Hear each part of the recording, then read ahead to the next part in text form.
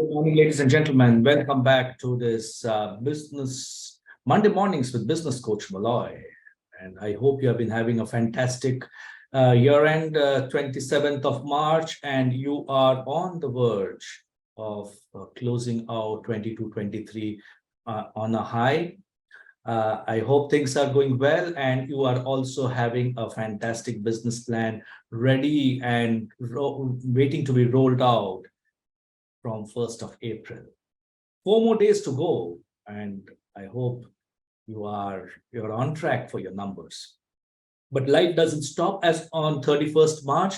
Life goes on, and 31st March is a day that is only for the government. As far as entrepreneurs are concerned, as far as business owners are concerned, we are in a perpetual cycle.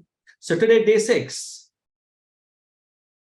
Our episode 6 of our series, Business Mantras for Entrepreneurs.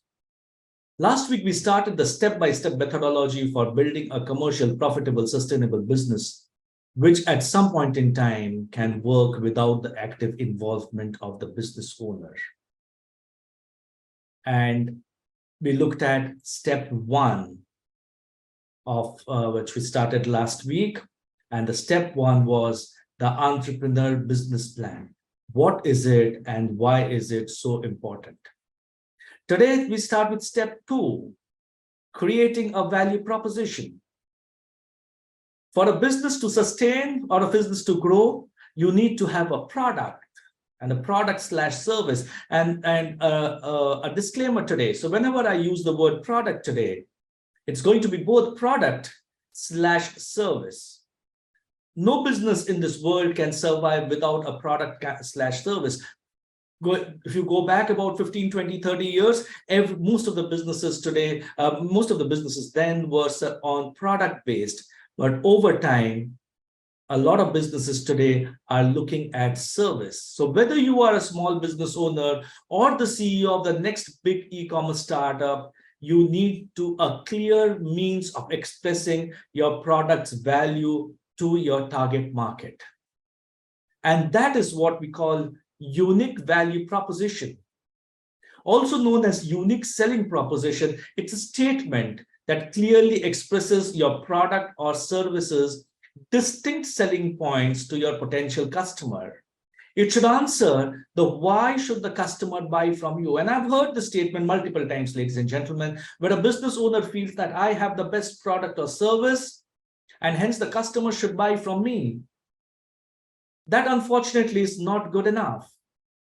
You need to have a distinct reason why the customer should buy from you. Why should the customer buy your product?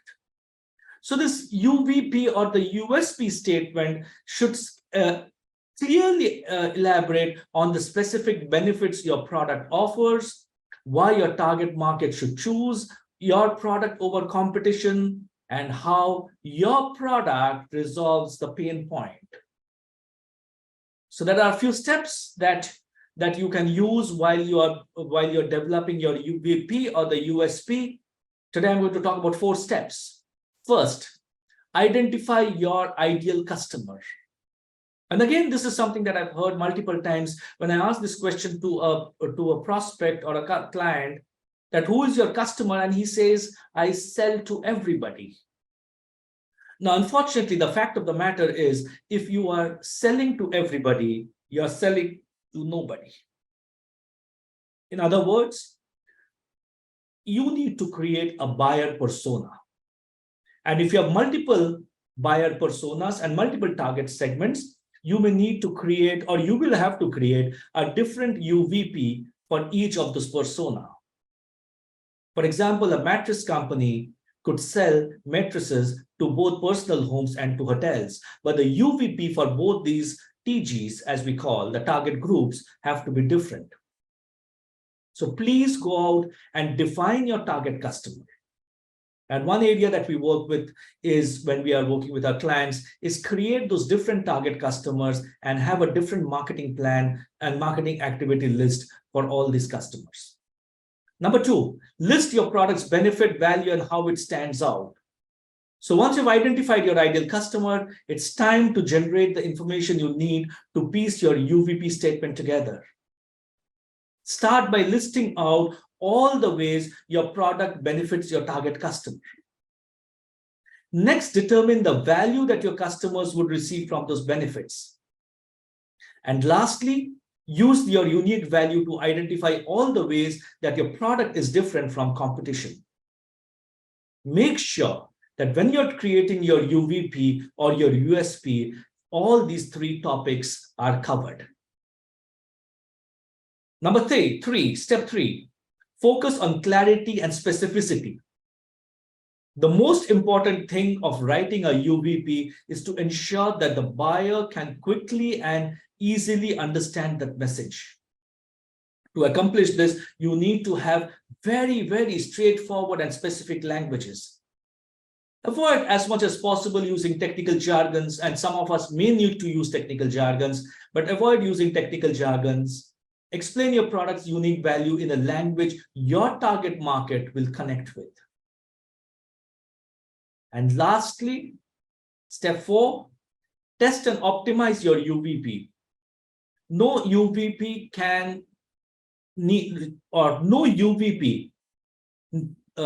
need to be perfect at the first attempt. Because when you're creating the UVP or the USP, you're doing it from your perspective. You need to go and check whether that perspective is accepted by the customer. So get a bunch of people, unbiased people who are unfamiliar with your product and have them read your UVP. Collect the initial impressions, ask them how well they understand the three core elements of the UVP. Using their feedback, if you require, revise and improve your UVP. Please remember that there are two sides that need to understand the best value propositions, you and your customer. First, it is of critical importance for you to know your UVP. If you don't, you can't expect your ideal buyer personas to choose your product or your companies in general. Therefore, the first step is to figuring out what it is if you haven't done so already. A compelling example of a unique value proposition in marketing is the difference in between making a sale.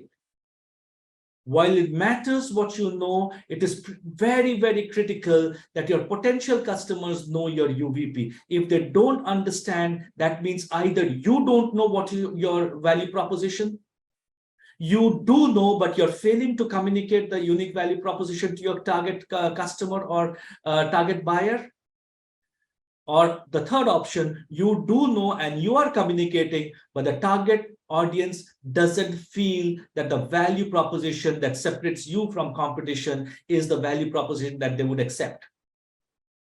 So ideally, you will know what your concise value proposition is, and you will focus on focus on those when you're doing your sales and marketing activity. The big why that you need to understand. The value proposition strategy is just not about an easy to understand the product services you offer and the value proposition of the product. It is that why behind everything, a much deeper reason. It is the cause that is driving your business. Your value propositions are a unique way that you solve your potential customer's problem as nobody else does. When people experience those challenges, they hear your value proposition, their decision becomes automatic. You are the one that provides the best solution that no one else can do it better.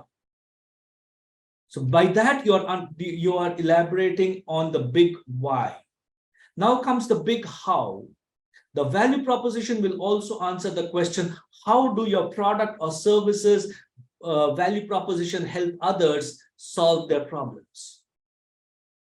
This is the big question, and this is exactly what the customers want to hear. If you're able to provide a clear answer to this question, you appear as the one in their eyes, and they will immediately hire you to keep the promise and solve it. They should get the feeling that by not buying from you, but not buying your product or service from you, they are making the biggest mistake of their life.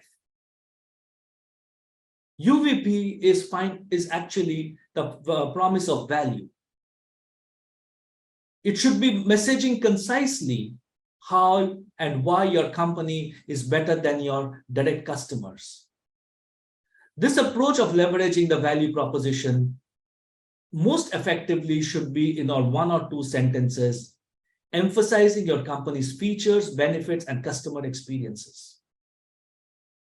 Refining your value proposition canvas will ensure you identify and articulate your company's unique value proposition, enables you to create a clear, concise, and compelling message for your customers and prospects, makes it easy to track the success of your marketing efforts by measuring how well they resonate with your customers, and provides a simple framework for testing the new value proposition.